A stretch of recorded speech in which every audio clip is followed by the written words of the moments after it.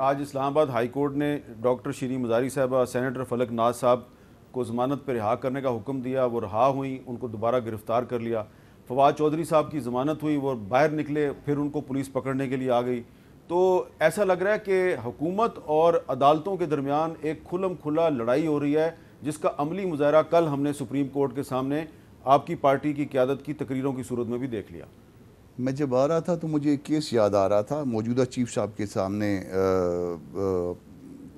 Islamabad high court के सामने। मैंने प्रोटेक्टिव बेल के लिए अप्लाई किया था, लाहौर हाई कोर्ट तक उन्होंने पहुंचना था, उन्होंने नहीं दी थी। इसी तरह का सियासी केस था, मेरे साथ अमजद परवेज़ थे। इसी तरह से नून लीग का कोई जो है, उन्होंने कहा नहीं ये तो 2 कदम पे तो आगे जाएं, आगे 2 कदम पे तो वो जो है ना लाहौर हाई कोर्ट की जुरिसडिक्शन शुरू हो जाती है, चले जाएं पिंडी चले जाएं।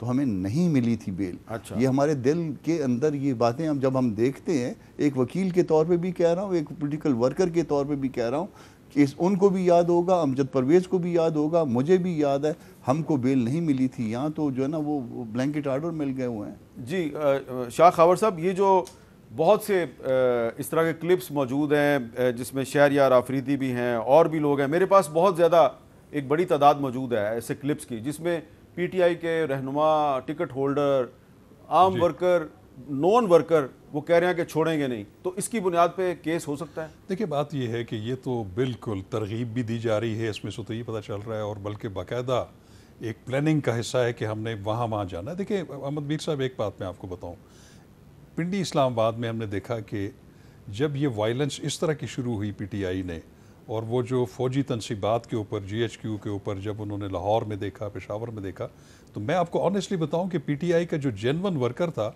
वो भी बाहर नहीं निकला, उन्होंने डिसएग्री किया इस बात से। हालांकि हमने देखा है यहाँ पे लोग पीसफुल डिमॉन्स्ट्रेशन करते रहे हैं, और अगर ये वायलेंस ना होती तो मैं समझता हूँ कि वो पीटीआई का वोटर अपना प्रोटेस्ट पीसफुल करने के लिए सड़कों पे आ जाता। लेकिन ऐसी सिचुएशन देखने के बाद मैं समझता हूँ कि जो पेट्रियाटिक एलिमेंट है वो बिल्कुल बाहर नहीं आया, उन्होंने इसमें पार्टिसिपेट नहीं किया। और दूसरी चीज़ ये है, मैं आपको बताऊँ, इसकी ग्रेविटी को आप देखें। ग्रेविटी इसकी ये है कि ये सिर्फ ये नहीं है कि उनसे गलती हो गई और उनके एक्ट की वजह से सिर्फ इंटरनली को फ़र्क पड़ा है। आप आज भारत का मीडिया देख लें, social media, print media, electronic media, वो क्या कह रहे हैं? वो कह रहे हैं कि जो बात हम 75 साल में नहीं कर सके वो पाकिस्तान में खुद हो रहा है।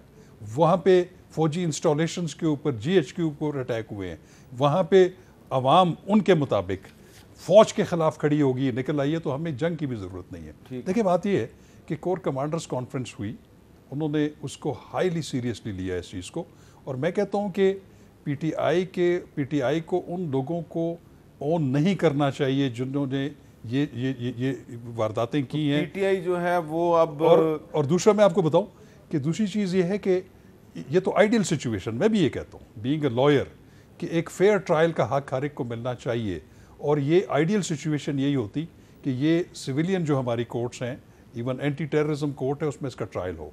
लेकिन अब चूंकि ये फैसला हाई लेवल पे हो चुका है, कोर कमांडर्स मीटिंग में नेशनल सिक्योरिटी की कमेटी ने कर दिया है, मेरा ख्याल है कि इसकी ग्रेविटी काफ़ी ज़्यादा है, इसलिए ये मुनासिब समझा गया। एक सवाल और भी बड़ा अहम है।